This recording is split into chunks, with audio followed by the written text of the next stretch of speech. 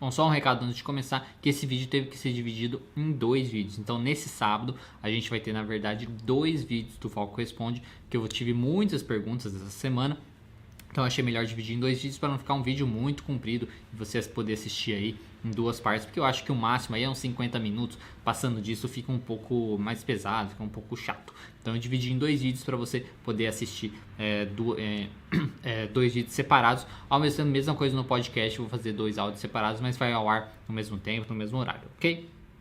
Então, terminando de assistir esse vídeo aqui, você já pode assistir o outro, caso você não tenha assistido ainda. Então, vamos ao vídeo. Olá pessoal, tudo bem? Bem-vindo a mais um Falco Responde, onde eu respondo as dúvidas do pessoal da nossa comunidade. Se você tem alguma dúvida que você gostaria que eu respondesse nesse quadro, toda quarta-feira, lá no nosso Instagram, Terapia Cognitiva Online, eu mando lá no Stories um quadrinho onde você pode me enviar a sua dúvida por lá, né? Um sticker, né? Que você pode enviar a sua dúvida por lá, pedindo a sua dúvida. Ao mesmo tempo, eu faço também uma postagem escrita aqui no nosso canal do YouTube, então se inscreve aqui no nosso canal também. Uma postagem escrita que você pode mandar pelos comentários a sua dúvida. E aí eu respondo no ar aqui, todo sábado aqui no nosso canal. Ao mesmo tempo, essa postagem aqui depois ela vai para o nosso podcast lá no FalcoCast, ou Psicólogo Diego Falco, nas melhores plataformas de podcast, na sua plataforma preferida aí, para você poder assistir. A versão em podcast vai no ar na segunda-feira próxima. Então, primeiramente vai no sábado lá no nosso canal do YouTube e depois na segunda-feira vai no nosso podcast, certo? Então, sem mais delongas, vamos à primeira pergunta. O que é personalidade para TCC? Bom, quando a gente fala de personalidade, vamos separar aqui. Quando a gente fala de, às vezes, transtornos da personalidade, os transtornos da personalidade para terapia cognitivo-comportamental são os transtornos que a gente vê no DSM-5, né? Lá no manual de transtornos dos transtornos de saúde mental, né?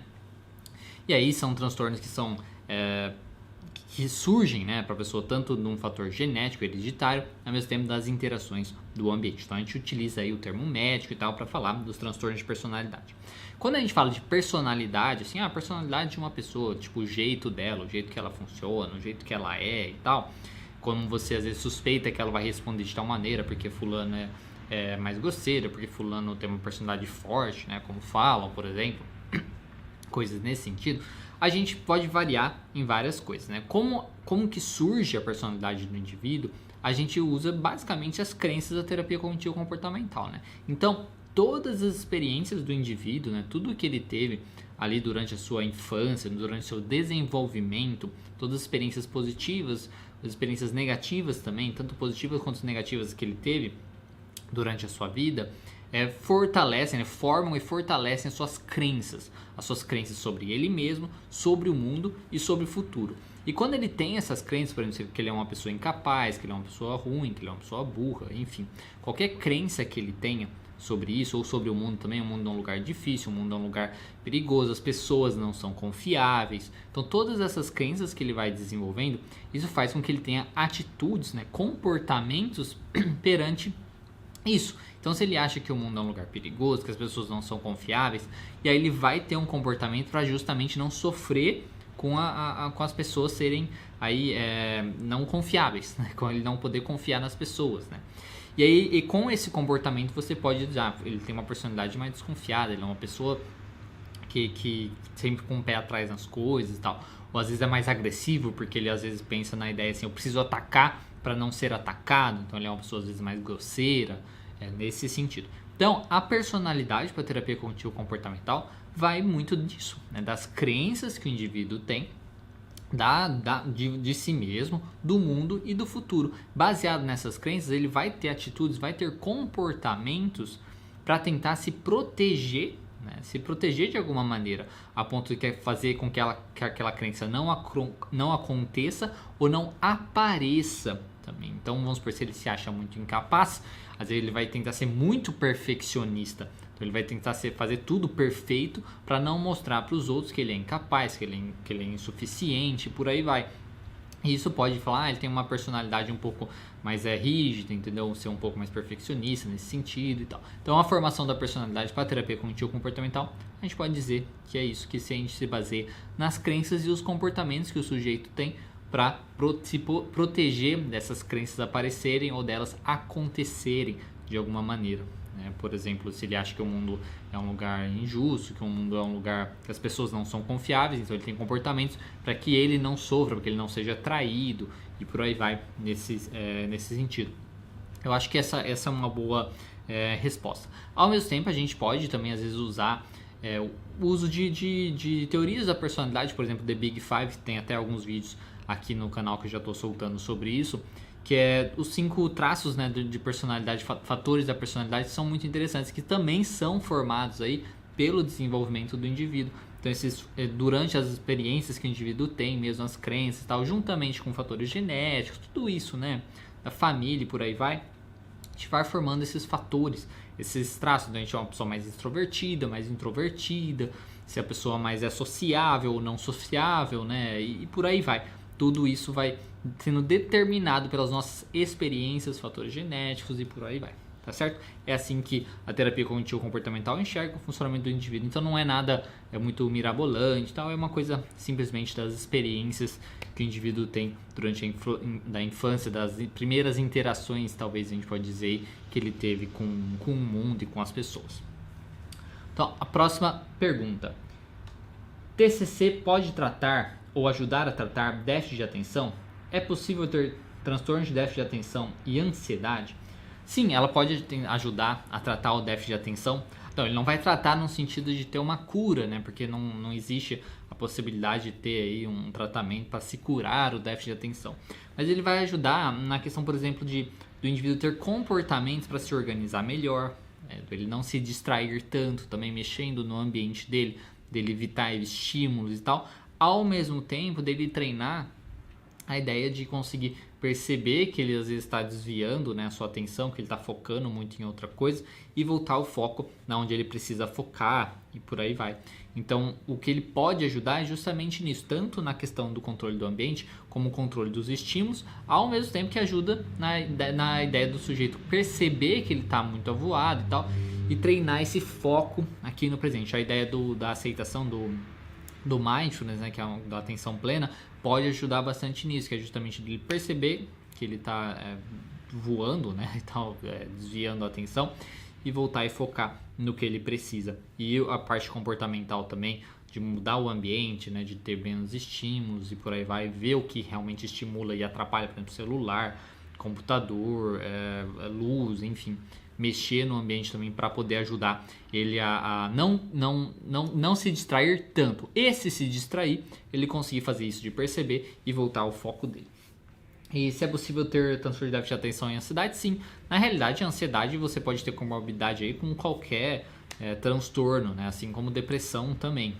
É uma coisa que as duas coisas não são inversamente proporcionais, tá? Se a pessoa tem déficit de atenção, ela não tem ansiedade e coisas nesse sentido. Ela pode ter as duas coisas ao mesmo tempo. Então, até mesmo por isso, né, essas questões das comorbidades, que fica tão difícil a gente chegar para um paciente, para um cliente, chegar para ele e falar: nossa, o seu problema, digamos assim, eu vou resolver em X sessões, porque não é uma coisa específica. Por mais que ele tenha um problema, que ele chegou para você com um problema específico, muitas vezes, conforme você vai fazendo o trabalho, você vai investigando mais, você consegue perceber, você percebe ali que existe comorbidades com outros transtornos ou outras coisas que precisam ser trabalhadas também para poder melhorar. Se não forem trabalhadas, não vai melhorar, pelo menos no médio e longo prazo. Então, por isso que é muito difícil de chegar, por exemplo, em uma sessão, chegar e falar assim: o seu caso eu resolvo em X sessões e tal, porque a gente não sabe o que pode também estar influenciando o problema dele, ou outros problemas que não necessariamente influenciam aquele problema, mas que podem estar sendo causados pelo problema, enfim, e aí pioram o quadro e por aí vai, certo? Próxima pergunta. Para TCC, o que pode ser quando o paciente esquece de contar algo importante? Bom, se ele esqueceu de contar, no sentido, se você está falando assim, esqueceu de contar algo importante na sessão, né, se for isso que você está falando, pelo menos é o que eu entendi. Se é isso que você está falando, o que pode ser, simplesmente esqueceu. Né? A gente não tem muito uma teoria eu ia falar teoria da conspiração, né? A gente tem umas teorias mirabolantes, não, porque ele esqueceu, porque é um uma coisa que na verdade é por causa disso, blá blá blá blá blá. Não, esqueceu, tá? Esqueceu porque esqueceu. A lógica que você tem que investigar se ele realmente esqueceu, se às vezes ele falou que esqueceu, mas na realidade ficou com vergonha de contar e por aí vai. Por isso que às vezes é tão importante, às vezes no início da sessão, isso é uma coisa muito válida que a gente faz muitas vezes na terapia cognitiva, na verdade é uma parte da estrutura da sessão, de perguntar antes, né, no começo da sessão, o que ele acha que é importante de ser discutido naquela semana. E aí você já anota tudo aquilo, né? Anota ali antes da sessão, antes de começar mesmo a sessão, né? E, aliás, não antes de começar, na verdade no começo da sessão você já anota ali e vê o que é mais importante se começar a falar, se discutir e por aí vai. Então, porque daí você já ajuda o paciente a ter essa mentalidade de trazer todos os problemas que ele gostaria, falar inicialmente tudo, e aí depois vocês avaliarem juntos o que seria interessante começar a falar, tá certo? Então, assim, o que pode ser quando o paciente esquece de contar algo importante é porque esqueceu mesmo, ou, na verdade, ele mentiu, falou que esqueceu, mas porque às vezes ele tá com vergonha, ou porque ele acha que não é tão importante, né? Às vezes na cabeça dele não é tão importante também aquilo, e aí você precisa mostrar pra ele, não, isso realmente é importante, por mais que pareça que não seja e tal, e por aí vai, tá? Não tem... Como eu disse, não tem uma teoria tão grande, um motivo dele ter esquecido e por aí vai. Próxima pergunta. Tinha ido várias vezes no consultório novo da minha psicóloga. Aí na última consulta, nossa, você sumiu. Mudei de consultório e só agora você veio conhecer. Fiquei decepcionada. Já tinha ido várias vezes nesse consultório e ela esqueceu de tudo. Agora não quero voltar lá. Isso é carência? Isso é carência minha ou tenho razão? Bom, isso eu não sei se é na ideia de ser uma carência, né? Mas é um pouco estranho, né? Talvez a memória aí da sua psicóloga não seja muito boa, né? Tipo, se você já foi lá várias vezes, né, no novo consultório dela e ela não percebeu, às vezes... Mas pode ser várias coisas. Eu também não tenho uma memória ótima, né? Às vezes, muitas vezes... Ali nas sessões eu até peço desculpa pro paciente no sentido, olha, que eu não tenho uma memória muito boa e faço perguntas novamente, as mesmas perguntas, por isso que é muito importante anotar e por aí vai. Então muitas vezes pode ser simplesmente isso, né? A questão dela não ter uma memória muito boa, não tem às vezes nada a ver com você isso, tá? Não é um problema e tal. Então não precisa ser um problema isso. Mas de qualquer maneira, se isso é uma coisa que te incomodou, você pode até falar isso pra ela, né? Falar, nossa, mas eu já vim aqui, que nem quando ela comentou, nossa, você sumiu, eu mudei de consultório e tal. É simplesmente falar assim, não, eu já vim aqui várias vezes, você esqueceu, né? Oxi, que diabos. Então é uma coisa nesse sentido, que dá pra você ter essa relação mais leve também, né? Não precisa ser algo, nossa, mas ela esqueceu que eu vim aqui e tal. Então não é uma coisa tão... não leve pro pessoal, né? Não vai transformar aí numa distorção cognitiva de personalização, né? De trazer para você uma coisa que às vezes simplesmente ela não tem uma memória muito boa. Às vezes, poxa, a gente atende tanta gente, né? Tantos pacientes, que nem sempre a gente vai, né, tá ali lembrando exatamente de tudo e tal, nesse sentido, tá? Então não leve pro lado pessoal. Se é uma coisa que te incomodou, comente com ela. Então não tenha que que nem você fala, tenho razão, né, de ficar decepcionada. Não precisa ficar decepcionado, porque a sua psicóloga também é uma pessoa, né? Pessoas falham. É igual, por exemplo, você nunca esteve com um amigo, um familiar, tal, que às vezes conta a mesma história várias vezes, né? Ou você nunca contou a mesma história várias vezes para a mesma pessoa. Então isso é uma coisa que acontece, são falhas aí humanas que pode acontecer e que não tem nenhum, às vezes, significado maior por conta disso, que às vezes ela não se importa com você ou qualquer coisa nesse sentido, tá? Então não precisa ficar decepcionada com isso, tá? E é desnecessário também, que nem você falou, agora não quer voltar lá. O que mais importa, né? Ela lembrar que você foi lá ou ela te ajudar no seu problema, né? No seu tratamento, digamos assim, né? E o que é mais importante para você, né? Às vezes a gente fica encanado com umas coisas assim que só pioram, né? Só prejudicam. Ah, mas eu não gostei que o médico foi muito rígido comigo, digamos assim. Poxa, mas o médico às vezes foi rígido com você porque você não está fazendo o tratamento direito, né? E às vezes ele foi rígido com você e mostra que você realmente não está fazendo o tratamento direito, então é que você tem que tomar vergonha na cara, digamos assim, e seguir as orientações dele. Então, não precisa ficar incomodado. Eu sei que é complicado falar assim, não fique incomodado, não precisa e tal, porque é uma coisa pessoal sua. Por isso que eu falo pra você voltar lá, com certeza, e conversar com ela sobre isso, que você ficou chateado, porque se você ficou tão chateada com isso, isso é uma coisa importante de ser discutida na terapia. Para ela explicar o lado dela, tá? Então você poder se acalmar nesse sentido. E 2, você aprender a trabalhar com isso também. Às vezes essa coisa de você exagerar coisas que às vezes não são tão significativas, tá certo? Então, o que eu diria pra você é conversar com ela. Eu acho que tá um pouco exagerado, né? Não, eu não quero voltar mais lá por conta disso e tal. Isso é um pouco exagerado, principalmente se é uma profissional que você gosta, que você tá há um bom tempo, que você já teve um resultado positivo com ela tal. Então eu acho que é bacana você conversar com ela sobre isso, certo? Vamos à próxima pergunta. Tudo sobre crise de nervos. Você quer saber tudo sobre crise de nervos, né? Bom, a gente nem tem, não sei se tem tempo ou não, enfim, sobre crise de nervos. Porque crise de nervos é um termo muito, digamos, popular, né? Senso comum, sei lá. O que eu diria, quando eu penso em crise de nervos é a ideia de uma pessoa ter uma crise de ansiedade, uma crise de pânico, né? Uma coisa nesse sentido, né? Crise de nervos. Ou pode ir mais pro nervos, uma questão de estar nervoso, de bravo, né? De ficar uma pessoa ficar muito nervosa e tal, mas não deixa de ser uma espécie de surto aí, né? Uma pessoa surtar um pouquinho. Então, o que seria uma crise? Seria quando a pessoa ela já chega no limite dela. Então, porque assim, na terapia cognitiva a gente acredita assim, quando a gente está à frente a uma situação, um evento, a gente tem um pensamento sobre aquele evento. E aí quando a gente tem esse pensamento sobre esse evento, a gente tem reações. Então a gente vai ter uma emoção, a gente vai ter uma resposta fisiológica, né? O nosso corpo vai responder aquilo e às vezes a gente vai ter um comportamento também em resposta daquilo.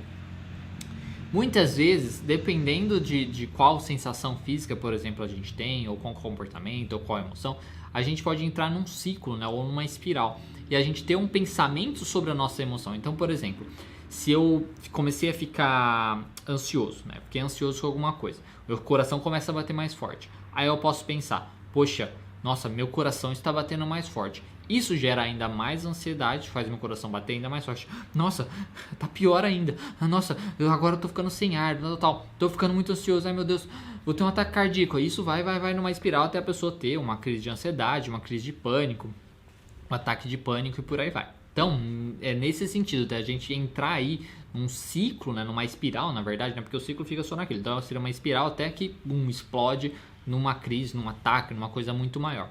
Na questão de crise de nervos, se a gente está falando numa questão mais de raiva, né? Não sou ficar irritado e tal, também entraria nesse sentido, né? Onde ela vai ter um pensamento negativo sobre alguma coisa, um pensamento disfuncional sobre alguma coisa.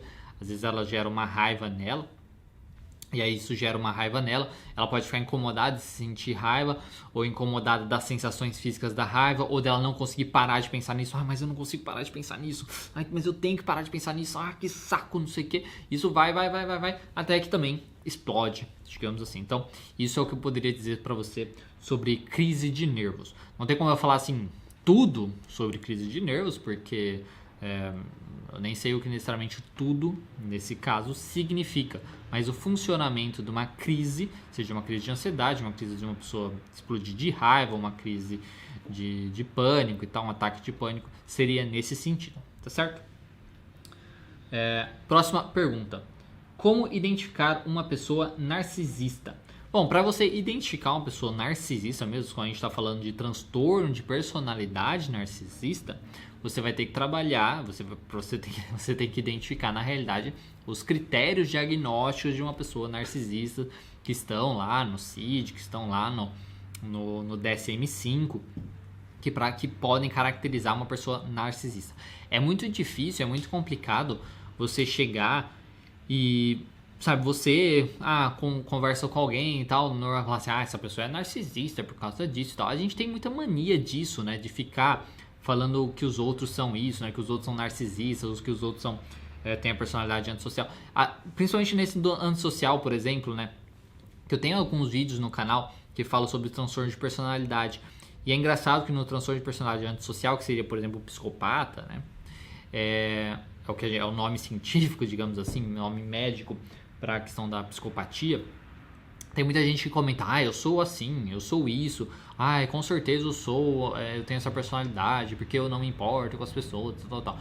Eu me pergunto muito assim, né, o psicopata não sei se ele se importa de entrar na internet para pesquisar sobre um transtorno, para falar, se afirmar que ele é antissocial, entendeu? E ainda mais escrever um comentário, não, eu sou isso e tal.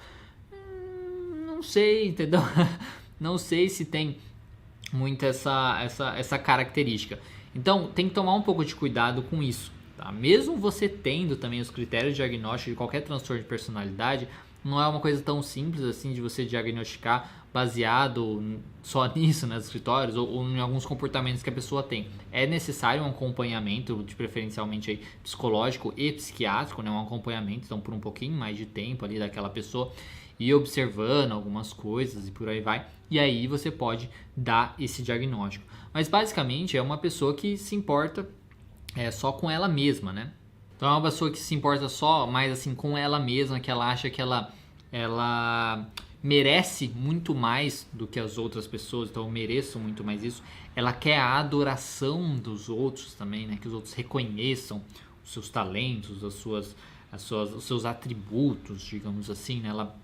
Ela exige essa atenção dos outros, né? Ela quer a atenção dos outros de alguma maneira. Ao mesmo tempo que ela exagera as suas conquistas, os seus talentos, né? Na hora de falar com os outros, ela exagera um pouquinho, porque eu sou assim, porque na realidade, nossa, porque eu consegui tal coisa, porque blá blá blá e tal. Então ela exagera um pouquinho também as suas conquistas.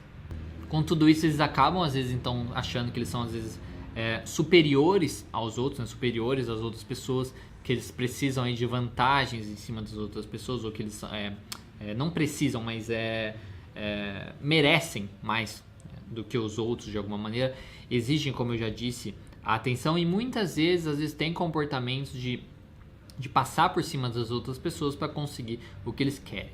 Dentro disso tem várias outros sintomas, as outras características que pode ter o indivíduo. Então, é uma coisa assim, não é uma coisa simples de você falar, tá? Não é porque você às vezes tem uma pessoa que às vezes fala não para você, ou que uma pessoa que às vezes é um pouco egoísta, né, que prioriza suas próprias coisas e por aí vai, que essa pessoa é narcisista, tá? Isso a gente tem que tomar muito cuidado, porque hoje em dia o povo tá falando assim como se fosse, porque você é narcisista. Calma, tá? Não é bem assim. O transtorno de personalidade narcisista é uma coisa muito mais complexa, é uma coisa que causa reais problemas, tá? Mas para você identificar mesmo a pessoa narcisista, seria o transtorno de personalidade narcisista, seria lá com os critérios diagnósticos do DSM-5, tá? Lá do DSM. Você pode checar aqui no nosso canal mesmo, tem lá um vídeo, como eu disse, dos transtornos de personalidade, que eu falo um pouco sobre isso, e tem lá do transtorno de personalidade narcisista, você vai ver lá os critérios que tem disso. Ou você pode pesquisar também aí os critérios, até mesmo na internet você consegue achar. E, enfim, é isso, né? Eu acho que é isso que eu tenho para falar. Lembrando que tem que tomar cuidado com isso, de não ficar diagnosticando outras pessoas que nem estão em processo terapêutico e por aí vai. Que para você ter o diagnóstico correto com acompanhamento psiquiátrico, psicológico e tal, e precisa de um tempo maior também. Não é uma coisa, sei lá, uma sessão que você vai diagnosticar isso da pessoa, certo? Próxima pergunta. Por que às vezes a nossa mente insiste em reviver acontecimentos passados? Como controlar isso? Bom, isso da nossa mente reviver, acontecimentos passados, isso a gente pode dizer que são os famosos pensamentos intrusivos, né, que a gente tem. Infelizmente a nossa mente faz isso. Não sei se existe uma explicação aí biológica, né, uma explicação científica por fazer isso.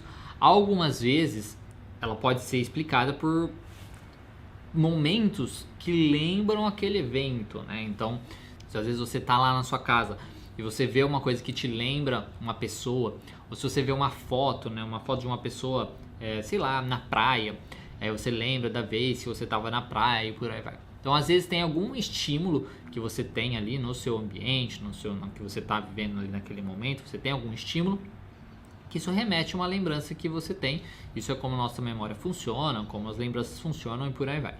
Em outros momentos, não necessariamente é um estímulo, às vezes dá a impressão que simplesmente aparece aquilo na nossa cabeça. Nesses casos, a gente poderia dizer que são pensamentos intrusivos, muitas vezes até pensamentos obsessivos, né, que a gente pode ter. E isso pode realmente trazer um desconforto. Não existe como a gente controlar esses pensamentos.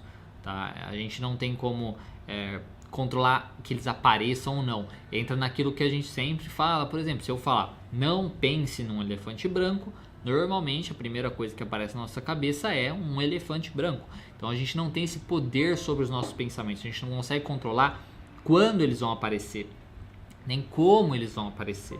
Esse controle, esse poder, a gente não tem de nenhuma maneira, né? Então o que a gente pode fazer? O que a gente pode fazer é como a gente vai reagir a esses pensamentos. Então, se você tem ali um pensamento que vem de trás, um acontecimento passado, principalmente se é um acontecimento ruim, né, negativo, é tentar não se importar com isso, é aceitar que aconteceu, que já foi, parar tal e voltar a focar no que você estava fazendo e fazer o que você estava fazendo, seu exercício, enfim. O que é que você estava fazendo, para que você não se prenda muito, porque se você se deixa levar muito para aquele pensamento, continua pensando nele, por aí vai, você só vai alimentando aquilo, isso aumenta a probabilidade dele aparecer futuramente também, de novo, ao mesmo tempo que se você tentar brigar com ele, né, de falar, não posso pensar nisso, não quero e tal, se você tentar brigar com ele, ele também fica mais forte de alguma maneira, ele fica mais forte, tem até uma explicação da neuro nesse sentido, que como é uma memória, toda vez que a gente pensa mais sobre aquilo, fortalece, a gente vai fortalecendo ali aquele coisa neural, né? Aquele link neural assim, e aquilo vai fortalecendo aquela memória e por aí vai. Então isso aumenta a chance dele aparecer, às vezes aparece até mais forte, por aí vai. Então a gente não tem como ele acontece, pode ser estímulos do ambiente, estímulos que te remetem àquela lembrança, que te remetem àquele acontecimento. E no caso, estímulos podem ser tanto estímulos bem assim claros, como eu disse. Nossa, uma imagem de uma praia te lembra lá na última vez que você foi na praia que aconteceu uma coisa ruim. Tá? Pode ser nesse sentido. Ou até estímulos que você não percebe, porque a nossa atenção, ao mesmo tempo assim, a gente tem o nosso foco visual e tal, a audição, a gente também tem estímulos que a gente vai recebendo que não necessariamente a gente está de uma maneira consciente vendo aquilo. A gente está escutando uma coisa lá atrás, um sonzinho e tal, que a gente nem está percebendo, a gente está vendo coisas, né? A gente tem o nosso foco aqui da visão, né? A gente focando, mas tem o ao redor aqui que pode estar acontecendo coisas também que remetem a essas coisas que a gente nem está prestando atenção. Então são estímulos que podem causar essas memórias sem a gente perceber, tá? Então estímulos assim, ao mesmo tempo de ser pensamentos intrusivos que simplesmente aparecem e às vezes não tem muita uma explicação, simplesmente são, é como funciona a nossa mente. Como lidar, não tem como você controlar isso, mas você pode aprender a lidar melhor com eles, que é através da aceitação. Aceitar que eles estão ali, não brigar com eles, não tentar se livrar deles e voltar a focar no que você está fazendo, tá? Não dar tanta importância para esses pensamentos. Próxima pergunta. A teoria da análise de caráter de Heinck tem dados científicos na psicologia ou é pseudociência? Olha, essa da questão da análise do caráter eu até fiz um tempo atrás, na verdade durante a faculdade de psicologia. Eu fiz uma especialização, comecei a fazer uma especialização, fiz na verdade metade dela, de bioenergética, né, que trabalha bem essa questão da psicologia corporal e falar da questão do caráter, né, do Heinck e por aí vai. É uma questão assim, eu não me identifiquei muito, tá? Quando você pergunta na ideia de ser, se tem dados científicos, eu não saberia dizer, tá? Porque como eu disse, apesar de ter feito isso, porque qualquer teoria que você começar a fazer, eles vão falar para você que tem dados científicos. É igual você falar, você começar a questionar, por exemplo, a psicanálise tem dados científicos. Existem pesquisas, com certeza, né? Não investiguei então pra ver, né? Mas com certeza existem pesquisas que falam sobre a psicanálise, por exemplo. Mas é uma coisa que é difícil você, digamos, provar, né? Comprovar de alguma maneira. Porque o que a gente consegue comprovar é justamente a eficácia, né? A eficácia daquela teoria. A gente pode focar, talvez comprovar um pouquinho, por exemplo, assim, suspeito que o sujeito tenha tido, se você notar padrões, né? Suspeito que o sujeito tenha tido tal experiência na infância, por isso ele se comporta de tal maneira. E aí você vai investigar e ver que uma grande parte das pessoas que se comportam daquela maneira tiveram aquele trauma na infância, aquela experiência, por aí vai. Isso ajuda também, às vezes, a comprovar teorias. Na questão do Heinck, eu não saberia dizer se tem, mas é uma coisa bem... porque fala do corpo, esse negócio das couraças e tal, lá dos pontos, aí você tem que desativar os pontos e por aí vai. E aí quando você desativa, a pessoa se sente, né, tem uma catarse, né, digamos assim, ou começa a chorar, ou se sente melhor e por aí vai, e melhora a sua ansiedade, melhora a sua depressão e por aí vai, né. Traz uma memória nova, né? Como se fizesse... são nódulos que às vezes prendem a memória da pessoa, um trauma, alguma coisa assim. Que aí quando você desativa aquilo, faz a pessoa lembrar de alguma coisa e ter toda aquela sensação física e por aí vai. Uma coisa que nem como eu observava mesmo na especialização, é uma coisa que muita gente tinha essa resposta, né? Então elas conseguiam responder a esse experimento, né? Esse tratamento, porque no caso do menopausa, era muito prática, né? Então realmente as pessoas conseguiam se sentir bem ou choravam e se emocionavam muito com aquilo e por aí vai. No meu caso, não é uma coisa que ajudou, sei lá, pra mim não foi uma coisa muito... Não sei se eu era muito descrente da teoria, enfim. Tá. Agora, se é considerado ciência ou pseudociência, não saberia dizer, tá? Aí você teria que entrar porque é difícil falar isso de qualquer teoria, né? Aí você tem que entrar lá e pesquisar. Vai pesquisar a teoria, vai pesquisar em artigos científicos e por aí vai, ver se existem dados científicos mostrando, nossa, realmente foi feito uma avaliação aí com 1000 pacientes que tinham depressão e aí utilizando a análise de caráter, né, do Heinck, e aí viu que melhorou os pacientes, blá blá blá blá, ou se comprovou tal coisa com essa análise, tal. Então tem que ver se foi feita uma investigação científica nesse sentido, tá, para poder falar isso. Mas de qualquer maneira é uma teoria reconhecida pela psicologia, né? Existe, como eu disse, especializações na área e por aí vai, tá? Então eu não saberia dizer se é uma coisa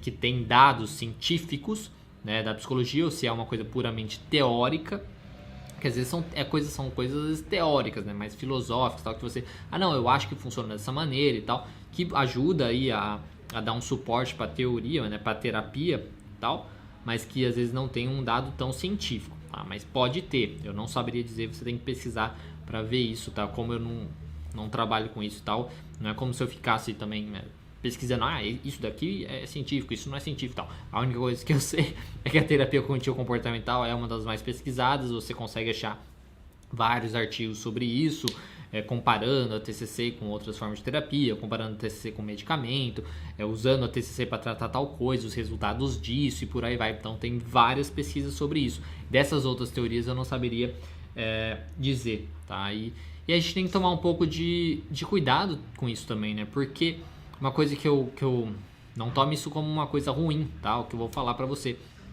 Mas por que isso te interessa, né? A ideia de se é uma ciência, se existem dados científicos ou é uma pseudociência. Né? Às vezes a gente tem que tomar o cuidado com isso, né? De por que, né, a gente está fazendo essa pergunta. Porque como eu mesmo disse, né? Eu não me interesso por isso, então por isso eu não sei, né, disso. E por que, aí eu me pergunto agora nesse sentido, por que interessaria alguém saber disso? O que importa no fim das contas, é se aquilo ajuda a pessoa ou não ajuda a pessoa, né? Independente de ser muito estudado ou não ser muito estudado e tal. Claro que a gente tem que tomar cuidado com mentiras, né? Uma pessoa não pode chegar e falar, por exemplo, nossa, essa é a melhor terapia do mundo, é a mais pesquisada, é a mais comprovada cientificamente, blá blá blá blá blá blá blá, e é mentira, né? Aí você pode questionar, não, calma aí, vamos investigar se é isso mesmo, né, e tal. E a gente pode ver isso. Agora, se é uma pseudociência, porque você precisa provar isso para quem? Né? Você está num debate com alguém e a pessoa falou que não, é ciência, você falou, não, é uma pseudociência, eu tenho que provar isso e tal. Então, vai investigar nesse sentido. Eu não seria a pessoa para te responder isso, mas eu acho que essa dúvida, essa pergunta que eu estou fazendo para você, talvez se questionar isso também, sabe? Por que que isso é importante para você, né? De você querer saber se é uma ciência ou se é uma pseudociência. O que a gente consideraria que seria pseudociências, essas coisas principalmente mais místicas, né? Quando a gente começa a misturar uma coisa muito mística, falar de pontos de energia e tal. E, querendo ou não, na bioenergética tem um pouquinho dessa questão de energia e tal, a gente fala um pouquinho de chakra e tudo mais. Mas mesmo assim, né, é uma coisa que que tem pesquisas científicas que apontam isso, né. É que hoje em dia tem muitas coisas assim que vão surgindo aí, um pouco meio mirabolantes, né, que misturam muito uma questão espiritual e tal, que às vezes é difícil de você comprovar cientificamente, tá certo? Então, é isso que eu teria que falar pra você. Basicamente, né, resumindo tudo isso, porque foi uma resposta meio grande, eu não saberia dizer se é uma coisa que tem dados científicos na psicologia, se é científico ou se é uma pseudociência. E também uma pergunta para você e para outras pessoas que têm essas dúvidas, que fazem essas perguntas, né? Por que isso é tão relevante para vocês, né? Tipo, desde que não seja algo que causa um prejuízo na pessoa, que seja algo às vezes que realmente ajuda a pessoa e que seja algo que não seja mentira, né? Que você às vezes está mentindo falando que não, é uma coisa super pesquisada, super científico o negócio e não for. Igual esse negócio de coach quântico, por exemplo. Quântico, tipo, o que é que você está falando, né? Quântico não tem nada a ver com isso, não vai causar alteração no seu DNA, não existe essa reprogramação de DNA e todas essas coisas, né? Pelo amor de Deus. Então você vê, isso aí totalmente uma pseudociência, né? Essas coisas nesse sentido principalmente. Agora uma teoria, né? Teoria de formação de caráter, teoria de formação da personalidade e tal, e como tratar isso, às vezes tem ali uma investigação e por aí vai, tá? Às vezes quando não é muito exagerado. E se ajuda a pessoa, se eles não estão mentindo, né? Falando uma coisa muito além, vai reprogramar o seu DNA e você vai ser uma nova pessoa. Você vai desbloquear o seu DNA da riqueza. Tem umas coisas meio nesse sentido, assim. E se for umas coisas muito mirabolantes, assim, ajudam a pessoa e não causam prejuízos também, né, nas pessoas, igual muitos trabalhos que as pessoas às vezes mexem muito com as emoções do outro e tal, e não tem o suporte de você trabalhar com aquilo, né, de você melhorar aquilo, de fazer a pessoa sair de uma crise, por aí vai. Isso é muito delicado, isso é muito perigoso. Esse é o problema, esse é o perigo, principalmente, das pseudociências, né, de causar uma piora no problema do indivíduo, no transtorno do indivíduo, da dificuldade dele. E até hoje, no que eu vejo da bioenergética, né, da análise do caráter, tudo aí vai, nunca vi relatos de ser uma coisa negativa nesse sentido. Tanto é que de tudo que eu vi, quando a pessoa tinha lá os seus momentos de... Isso da pós, né? Quando a pessoa tinha lá os seus momentos de ficar muito mal por conta daquilo, todo mundo dava o suporte e tudo mais, tal. Então, assim, existe o suporte, existe a teoria, existe a prática daquilo para buscar a melhora. Se funciona ou não funciona, aí é uma coisa, né, que vai de pessoa, e também se é científico ou não, aí tem que ver se é investigado cientificamente ou não, tá? Mas quando a gente fala de pseudociências, o maior problema é nesse sentido, né? Se não funciona, se pode piorar o problema do indivíduo, de você não dar o suporte necessário caso você ative alguma coisa que não deveria estar ativando aí. E também se você está mentindo, falando umas coisas mirabolantes, como o negócio de reprogramação do DNA, que não existe, certo? Próxima pergunta. Uma pessoa pode sair da depressão mesmo sem fazer terapia, com mudanças de hábitos? Com certeza, né? A ideia da mudança de hábito, na realidade, é o que a gente vai fazer, né, para a pessoa mudar qualquer transtorno, né, para ela melhorar qualquer transtorno, melhorar de vida, ou melhorar qualquer dificuldade. Então a mudança de hábito ela vai acontecer. Isso pode ser feito com a terapia ou sem a terapia. E, sim, quando ela fizer essa mudança de hábito, ela vai melhorar. Agora, qual é o problema? Se fosse uma coisa tão simples assim de ser feito, todo mundo fazia, né? Qual é o problema? Todo mundo sabe o que a gente poderia fazer diferente na nossa vida para melhorar. Seja fazer diferente de fazer demais, né? Às vezes a gente faz demais uma coisa e a gente tem que fazer menos daquilo, ou alguma coisa que a gente faz de menos e a gente tem que fazer mais. Então todo mundo sabe o que na sua vida poderia ser diferente para melhorar. Seja melhorar uma dificuldade, seja melhorar uma dor, um transtorno e por aí vai. O problema é que a gente não faz isso.